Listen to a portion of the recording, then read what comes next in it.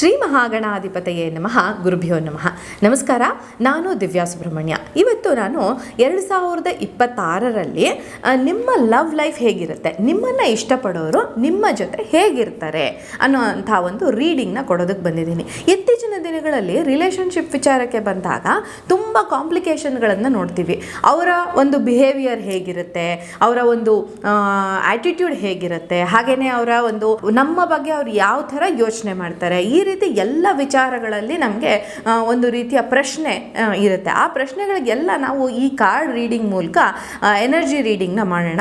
ಇದರಲ್ಲಿ ನಿಮಗೆ ನಿಮ್ಮ ಇಷ್ಟಪಟ್ಟವರು, ನಿಮ್ಮ ಪಾರ್ಟ್ನರ್ ನಿಮ್ಮ ಬಗ್ಗೆ ಯಾವ ರೀತಿಯ ಥಿಂಕ್ ಮಾಡ್ತಾರೆ, ನಿಮಗೆ ಅವ್ರ ಬಗ್ಗೆ ಯಾವ ರೀತಿಯ ಫೀಲಿಂಗ್ಸ್ ಇದೆ, ಈ ಥರದ ಕಾರ್ಡ್ಗಳನ್ನು ನೋಡ್ತಾ ಹೋಗೋಣ. ಇಲ್ಲಿ 3 ಒಂದು ಸ್ಟೋನ್ಗಳನ್ನು, ಕ್ರಿಸ್ಟಲ್ಗಳನ್ನು ನಾನಿಲ್ಲಿ ಇಟ್ಟಿದ್ದೀನಿ. ಈ 3 ಕ್ರಿಸ್ಟಲ್ಗಳಿಗೆ ಸಂಬಂಧಿಸಿದಂಗೆ ನಿಮಗೆ ಯಾವ ಕ್ರಿಸ್ಟಲ್ ಇಷ್ಟ ಆಗುತ್ತೆ ಅನ್ನೋದನ್ನು ನೀವು ಯಾವ ಒಂದು ಕ್ರಿಸ್ಟಲ್ ನಿಮ್ಮನ್ನು ಅಟ್ರ್ಯಾಕ್ಟ್ ಮಾಡ್ತಾ ಇದೆ ಅನ್ನೋದ್ರ ಮೇಲೆ ಈ ರೀಡಿಂಗ್ ಡಿಪೆಂಡೆಂಟ್ ಆಗಿರುತ್ತೆ. 3 ಸಪರೇಟ್ ಆದಂತಹ ಒಂದು ಕಾರ್ಡ್ಗಳ ಒಂದು ಡೆಕ್ನ ನಾನು ಇಲ್ಲಿ ತೆಗಿತೀನಿ. ಕಾರ್ಡ್ಗಳ ಒಂದು ಭಾಗವನ್ನು ಮಾಡ್ತಾ ಹೋಗ್ತೀನಿ ಈ ಡೆಕ್ಕಲ್ಲಿ. ಅದರಲ್ಲಿ ನಿಮಗೆ ಯಾವ ರೀತಿಯ ರೀಡಿಂಗ್ಸ್ನ ನಾವು ತಗೊಳ್ಬಹುದು ಅನ್ನೋದನ್ನು ನೋಡ್ತಾ ಹೋಗೋಣ. ಬನ್ನಿ, ಹಾಗಾದರೆ ಕಾರ್ಡ್ಗಳನ್ನು ಮೊದಲು ನಾವು ಕ್ಲೆನ್ಸ್ ಮಾಡ್ಕೊಳ್ಳೋಣ. ಕಾರ್ಡ್ಗಳನ್ನು ಕ್ಲೆನ್ಸ್ ಮಾಡಿಕೊಂಡು 3 ಭಾಗಗಳಾಗಿ ಈ ಕಾರ್ಡ್ಗಳನ್ನು ವಿಂಗಡಿಸ್ಕೊಳ್ಳೋಣ. ಈಗ ಕಾರ್ಡ್ಗಳನ್ನು ಕ್ಲೆನ್ಸ್ ಮಾಡ್ಕೊಂಡ್ವಿ. ಸೊ ಶಫಲ್ ಮಾಡಿ 3 ಭಾಗಗಳಾಗಿ ನಾವು ಡಿವೈಡ್ ಮಾಡಿಕೊಂಡು ಯಾವ ರೀತಿಯ ಮೆಸೇಜ್ನ ಈ ಕಾರ್ಡ್ಗಳು ರಿಲೇಷನ್ಶಿಪ್ ವಿಚಾರದಲ್ಲಿ ಕೊಡ್ತವೆ ಅನ್ನೋದನ್ನು ನೋಡೋಣ. ಇಲ್ಲಿ ಮೊದಲನೇ ಕ್ರಿಸ್ಟಲ್ ಹತ್ರ ಕೆಲವು ಕಾರ್ಡ್ಗಳನ್ನು, 2ನೇ ಕ್ರಿಸ್ಟಲ್ ಹತ್ರ ಕೆಲವು ಕಾರ್ಡ್ಗಳನ್ನು, 3ನೇ ಕ್ರಿಸ್ಟಲ್ ಹತ್ರ ಕೆಲವು ಕಾರ್ಡ್ಗಳನ್ನು ನಾನಿಲ್ಲಿ ಡಿವೈಡ್ ಮಾಡಿ ಇಟ್ಟಿದ್ದೀನಿ. ಸೊ ಈ ಕಾರ್ಡ್ಗಳಲ್ಲಿ ನಿಮ್ಮನ್ನು ಯಾವ ಕಾರ್ಡ್, ಯಾವ ಒಂದು ಕ್ರಿಸ್ಟಲ್ ಅಟ್ರ್ಯಾಕ್ಟ್ ಮಾಡ್ತಾ ಇದೆ ಅನ್ನೋದನ್ನು ನೀವು ಮನಸ್ಸಲ್ಲಿ ತಗೊಳ್ಳಿ.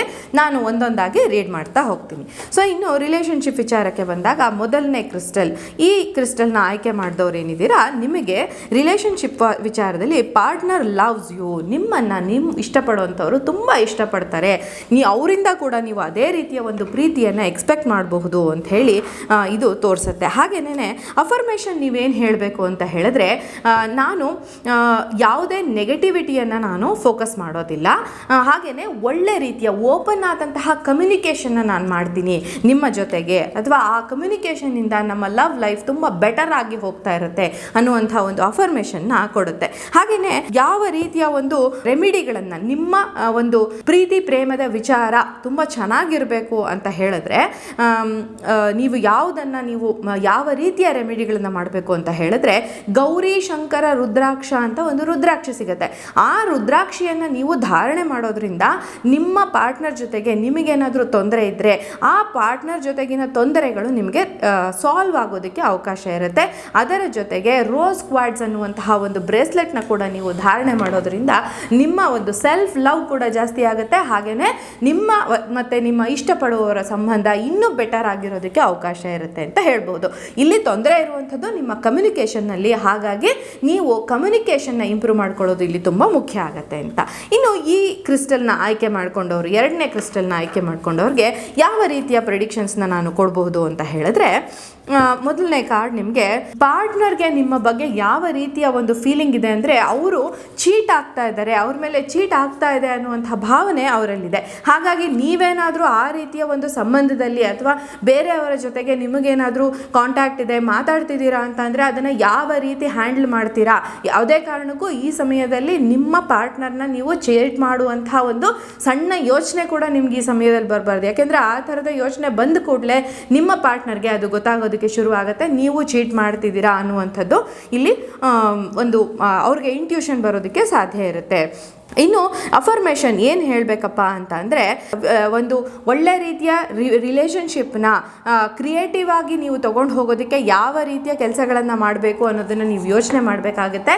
I accept all the positivity in my relationship and focusing good relationship ಅನ್ನುವಂಥ, I focus on good relationship ಅನ್ನುವಂಥ ಒಂದು ಅಫರ್ಮೇಷನ್ನ ನೀವು ಹೇಳಬೇಕಾಗತ್ತೆ. ಇನ್ನು ನಾವು ನೆಕ್ಸ್ಟ್ ಬರುವಂಥ ಕಾರ್ಡು ನಿಮಗೆ ರೆಮಿಡಿಗಳನ್ನು ಕೊಡುವಂಥ ಕಾರ್ಡು. ಇಲ್ಲಿ ಲ್ಯಾಪಿಸ್ ಲಜೂಯಿ ಅನ್ನುವಂತಹ ಒಂದು ಕ್ರಿಸ್ಟಲ್ನ ನೀವು ಧಾರಣೆ ಮಾಡೋದ್ರಿಂದ ನಿಮಗೆ ಯಾವುದಾದ್ರೂ ತೊಂದರೆ ಇದ್ದರೆ, ನಿಮ್ಮ ರಿಲೇಷನ್ಶಿಪ್ಪಲ್ಲಿರುವಂತಹ ತೊಂದರೆಗಳಿರಬಹುದು, ಅಥವಾ ನಿಮಗೇನಾದರೂ ನಿಮ್ಮ ಪಾರ್ಟ್ನರ್ ಜೊತೆಗೆ ಮಿಸ್ಅಂಡರ್ಸ್ಟ್ಯಾಂಡಿಂಗ್ ಬರ್ತಾ ಇದೆ, ಚೀಟಿಂಗ್ನಂತಹ ಫೀಲ್ ಬರ್ತಾ ಇದೆ, ನಿಮಗೆ ನೀವು ಚೀಟ್ ಮಾಡ್ತಿದ್ದೀರಾ ಅನ್ನುವಂಥ ಒಂದು ಅವಕಾಶ ಬರ್ತಾ ಇದೆ. ನೀವು ಚೀಟ್ ನಮ್ಗೆ ಕೆಲವು ಸರಿ ಹೇಗೆ ಅಂದರೆ ನಮಗೆ ಗೊತ್ತಿದ್ದು ಗೊತ್ತಿಲ್ಲದೇನೋ ಚೀಟ್ ಮಾಡಿರ್ತಾರೆ. ಆ ಥರದ ಫೀಲ್ ಬರ್ತಾ ಇದೆ ಅಂತ ಹೇಳಿದ್ರೆ ಲ್ಯಾಪಿಸ್ ಲುಜೋಯಿ ಅನ್ನುವಂಥ ಕ್ರಿಸ್ಟಲ್ನ ನೀವು ಧಾರಣೆ ಮಾಡೋದರಿಂದ ಆ ಥರದ ಒಂದು ಕೆಟ್ಟ ಆಲೋಚನೆ ಅಥವಾ ಚೀಟ್ ಮಾಡುವಂಥ ಸ್ವಭಾವ ನಿಮಗೆ ಕಡಿಮೆ ಆಗೋದಕ್ಕೆ ಅವಕಾಶ ಇರುತ್ತೆ ಅಂತ.